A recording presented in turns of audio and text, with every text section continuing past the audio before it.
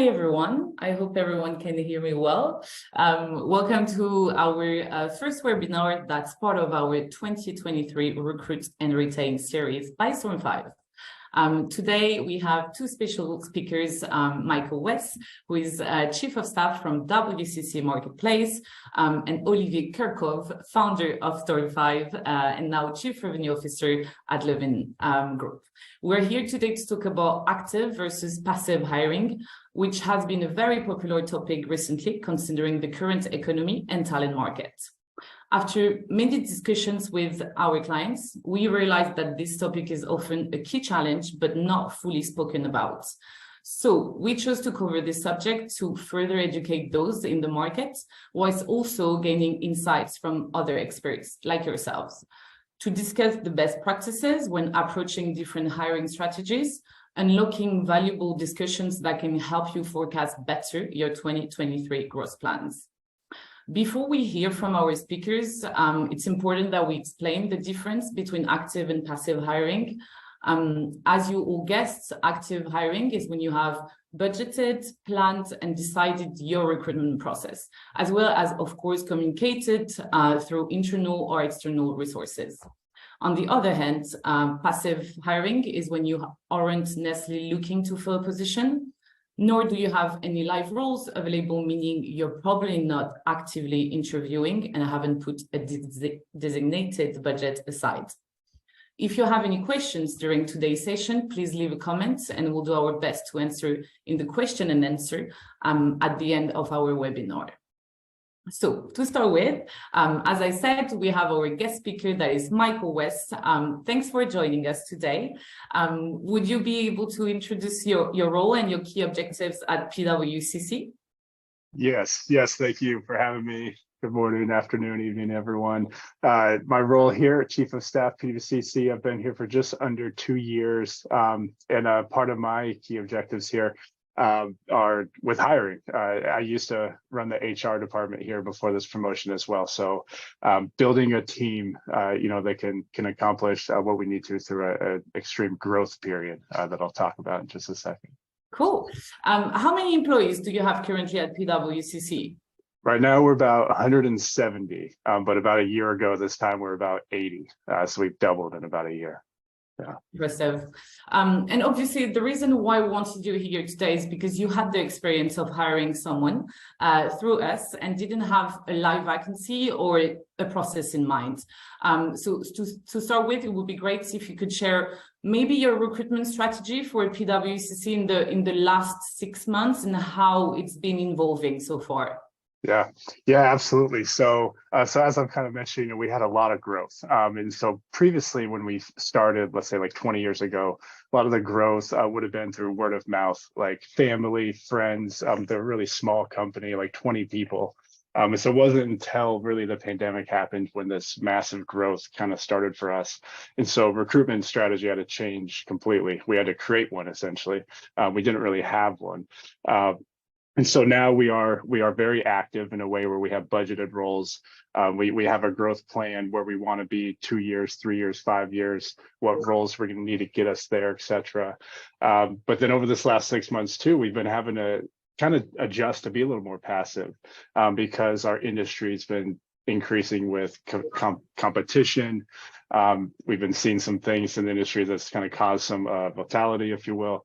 And so sometimes talent just presents itself when we may not be looking for it. And so to kind of lead into this example with you all, we were presented with a candidate who had great industry experience, great passions that aligned with ours, but the role that they were looking for, we really didn't have. And so it was really with conversations with like you, Marie, and your team well, hey, are there opportunities to bring someone on like this now? Where do we want to be in 2, 3 to 5 years? Can we adjust that plan to maybe fit this person, this talent? Because talent isn't always replaceable.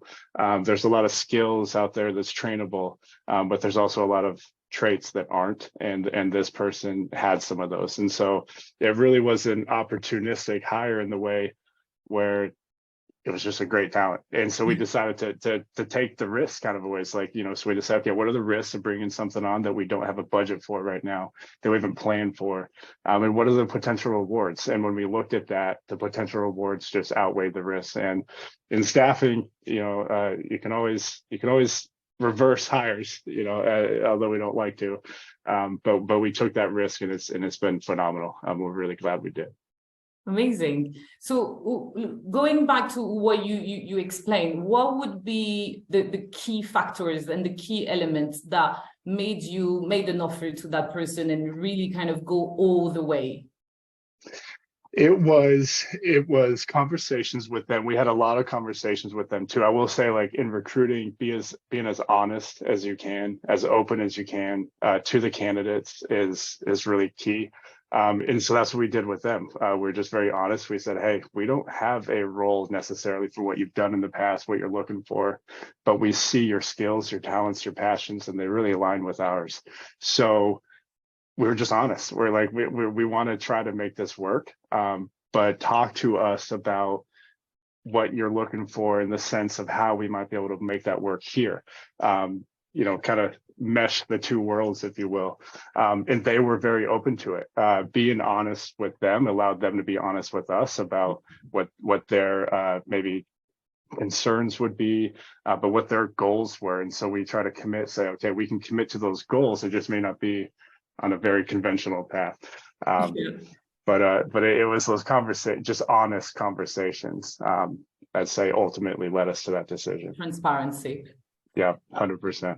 And obviously you mentioned the kind of budget side of things. So how did you go about the budget approval of the board, for example? Yeah, that was it took some conversation. We had some, so here we don't necessarily have a board, and so I was going up against like our C-suite. And so there were some questions about, hey, we don't have the budget for this. Why are we doing this?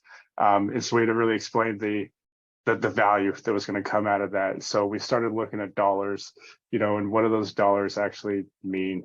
I'm getting too philosophical here, but when we looked at the dollars that we're actually be spending on the salary, for example, and when we compare it to things like marketing, all these other things, and what the ROI on the salary was going to do for us, it was very easy to say, when you just match the dollars to dollars, that we're bringing on an entity, if you will, a person, something that's going to really drive an ROI for us, where some of these dollars that we're spending here, like, we may not be as direct.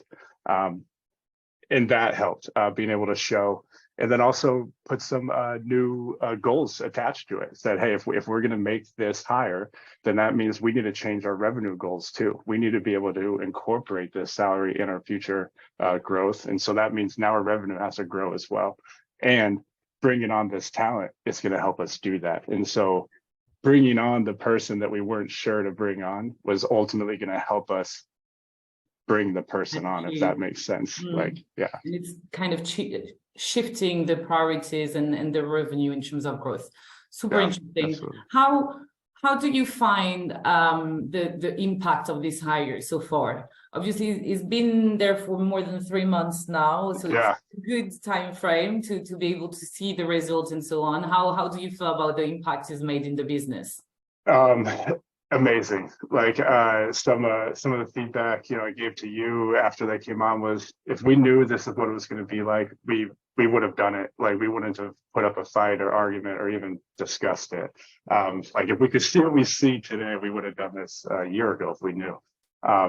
So the impact has been amazing, phenomenal. And I'd go back to having those honest conversations, I think, really enabled that performance, if you will, because they knew exactly what they're coming into, exactly where we were, what the stakes were, and really allowed them to just hit the ground running. But it's been phenomenal. And I will say that it's because we vetted it thoroughly, like with you, your team. As you know, our process is not quick. Many interviews, many deep conversations, and so we knew that we were just all on the same path. Cool, amazing. In terms of how do you feel that the takeaways from this experience will be summarized for you as a client and as a recruitment expert? Yeah, being just being open and being curious. Curiosity is a word we like to use a lot here. So we know we don't have, unlimited funds, and so we obviously have to stick to budgets. But when we have something comes now, when something is brought to our table and we say, hey, this isn't in budget, we approach it with curiosity. Say, okay, well, why? What are the things in the way? Are there things in the budget we can move?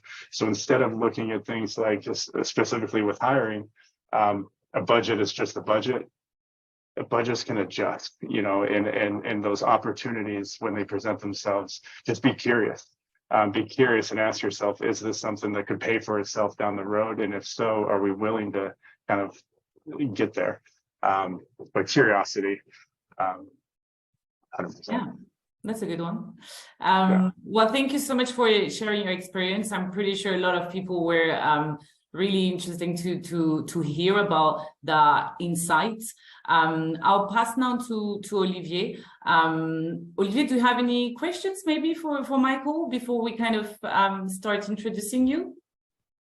Yeah, I think it's not specifically. I'm sure there's going to be more questions from the panel, but yeah, I do like the word curiosity, because it is, I think, in any case, you always need to be open for discussion, open for conversation, because it allows us to learn and improve. So I think it's yeah, for me, it's a big learn, definitely, to keep an open mind to, maybe some things that you're not talking about or not thinking about at the moment, but who could become very relevant in the near future. Yeah. Thank you. So could you please introduce briefly your current role and your key objectives in the group?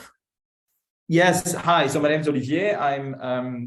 I founded Storm 5, our RetailTech arm of Levin 18 months ago now. So we've been in business for 18 months, working with companies such as PwC.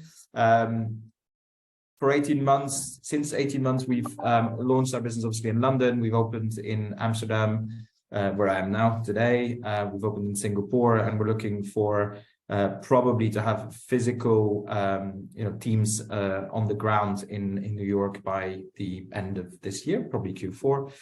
And on the back of the great launch of Storm 5, I'm currently holding the CRO position for Levin Marketplace, which is our mother company. Levin has 5 brands: Storm 2, 3, 4, 5, and 6, all focused on a very particular tech industry: fintech, health tech, green tech, retail tech, and educational technology, ed tech. And my role at this stage is to look at the go-to-market strategy for the group in very interesting times, looking at where the opportunities are and what companies are hiring and what companies might not necessarily be hiring at the moment. Cool, thank you. So obviously the reason why I wanted you here today is because, as you mentioned, you founded our brand, and you've got 20 years of recruitment experience. You've seen a lot of changes across different markets, and of course had to adapt to it. So based on your experience, it would be great to understand a couple of things from you. So the first one, for example, would be why is it important to continue meeting talent from the industry, even if you're not necessarily actively hiring? I think, just confirming Michael's point, I think it's all about keeping an open mind and being curious. I think in business, and if you speak to CEOs or private equity companies or VCs, the main thing about successful entrepreneurs or successful leaders is, there's probably 2 main characteristics. The first one is the capacity to execute. If somebody says I'm going to do A, they will do A, and they will deliver. And I think the second quality is going to be the capacity to build a team around him or her, right?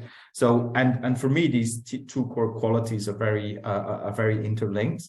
If as a leader of people, when you need to get things done, you need to do it with your team, and that's why you need an ecosystem that works around you in order to get stuff done.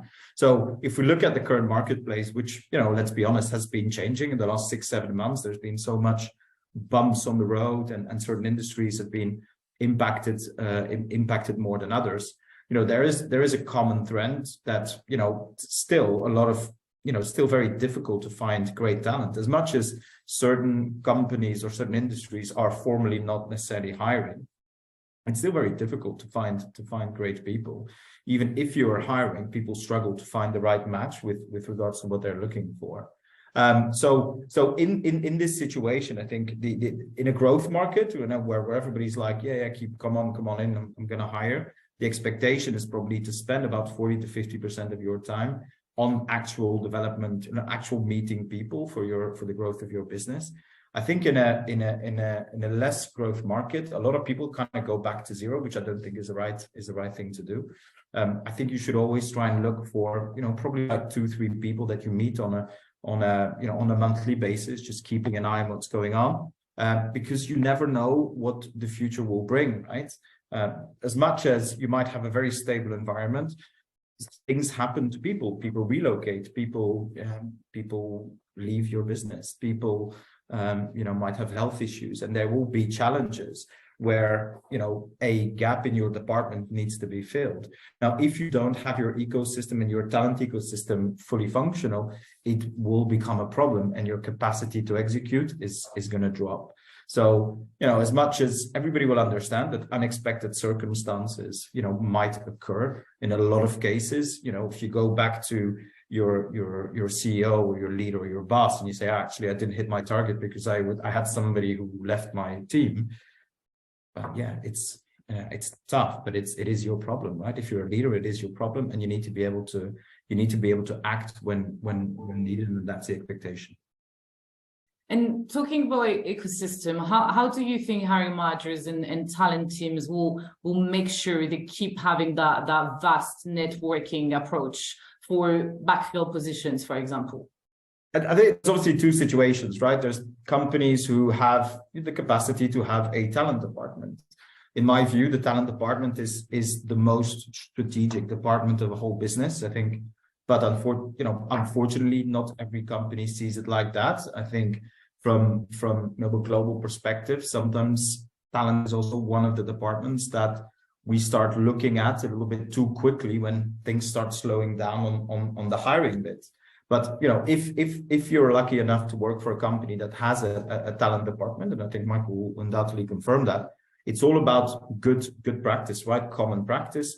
A lot of companies will use an ATS, an application tracking system, and if people are good proactive talent people, they will use that system to the best of their capacity.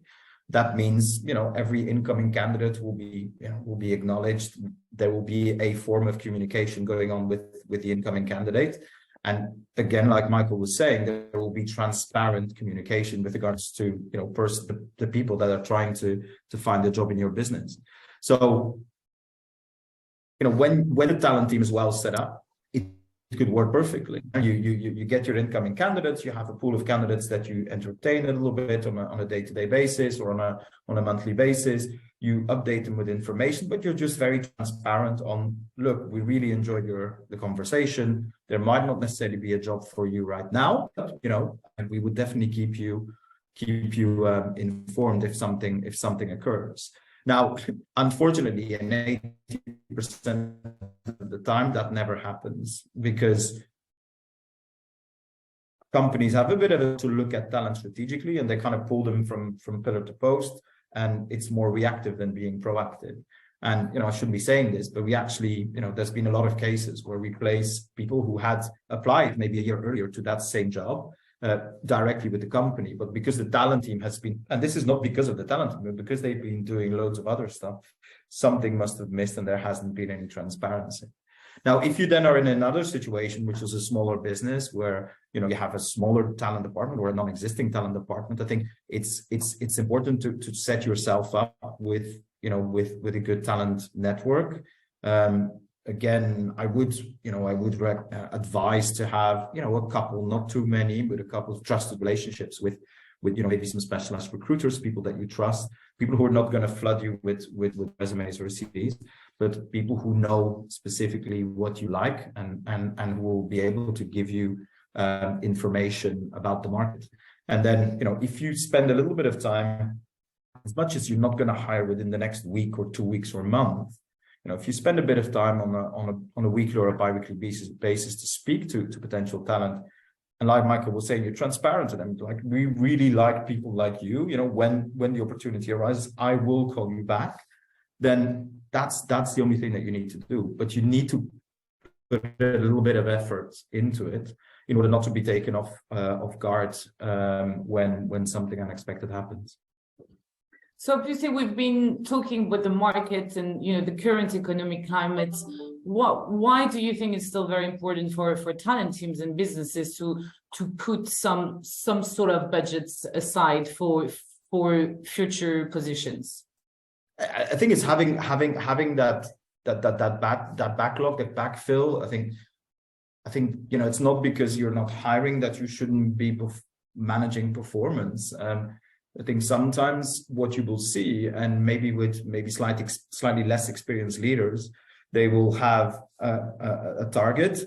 There is even a hiring freeze at the moment, and they've got a team of 5, and technically they need 5 people to achieve their objective, but 1 out of the 5 is maybe not performing as well as expected. So, what are you going to do? Are you going to, launch, you're going to put an external advertisement, or you get your talent team to go on the look for, somebody to replace an existing person in the business? Probably not. It's a little bit sensitive. So that's why I think you always should have a little bit of budget. Unfortunately, in tough times, people manage performance, once the big performance management or maybe some cost-cutting exercises have been done, people tend to relax a little bit on the performance management side. So you're not only are you maybe slightly lower on the actual capacity, you're actually managing them less because you're afraid to lose more people. So I don't think you should ever be dependent on people in teams that might not necessarily be performing, just because you need an extra pair of hands from time to time, regardless of the quality of that extra pair of hands. So I think, managing performance and unexpected situations will always needs to happen consistently in whatever situation. And for that reason, there always needs to be some time and resource available to take those decisions.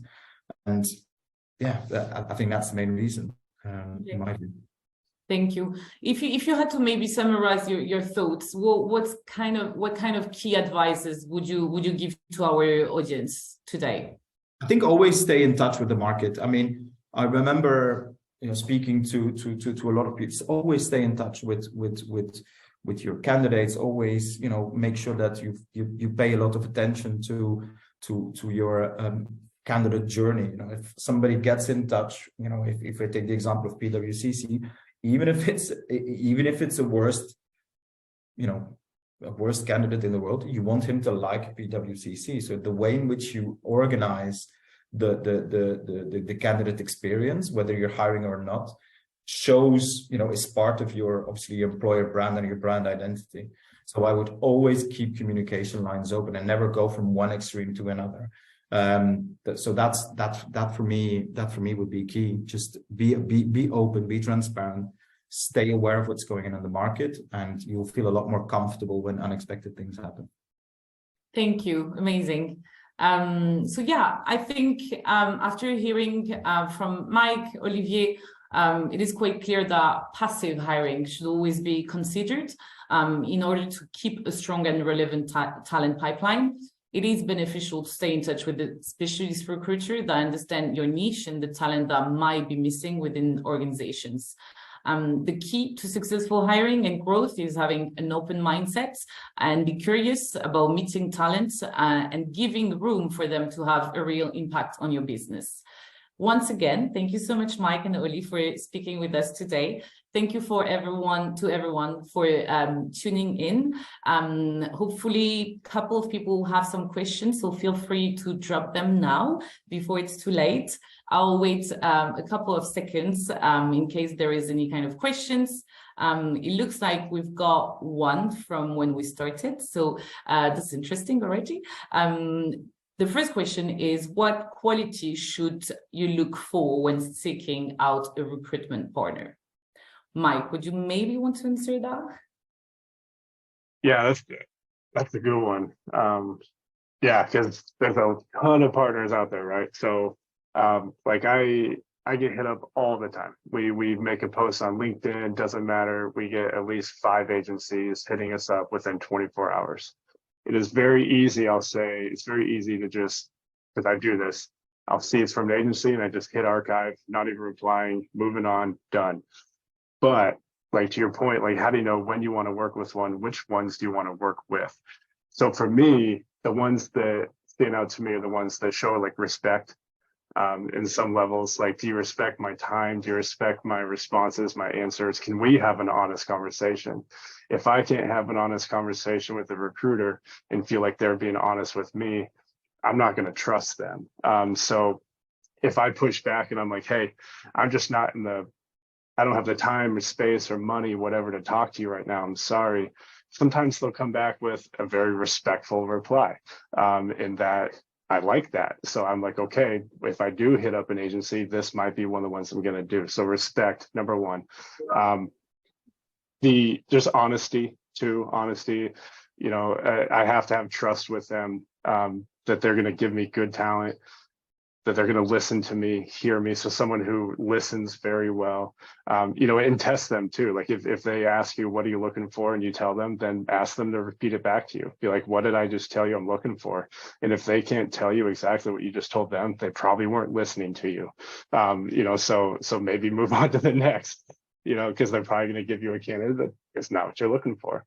So someone who listens, trusts, respects me, is honest. Persistence is I think most recruiters are going to have it. Like, you're not going to be a successful recruiter if you aren't persistent. So I've never had a problem with recruiters not being persistent. But what I do like is how persistent are they being with the candidates as well? Are they communicating with the candidates for us, being a true partner? I'm not a fan of agencies that give us the candidate or a resume and I'm left to do everything. A partner to me is someone who's going to help coordinate interviews, set things up, like Storm 5 did. They were very involved in communication, getting feedback from the candidates. So how involved are they? Are they truly a partner, or do they feel like a service I'm paying for? Yeah, I can probably go on for a while, but that's probably a good start. No, that's good. It's making the service and the relationship personable as well, and really understanding what you need. So that's great. Well, I think we're at the end of the webinar. Thank you both so much. For the audience, feel free to reach out to us at Storm 5 if there is anything. Feel free to reach out to Mike as well if you've got any particular question on the topic. Thank you for tuning in. Thank you, everyone, and we'll see you soon.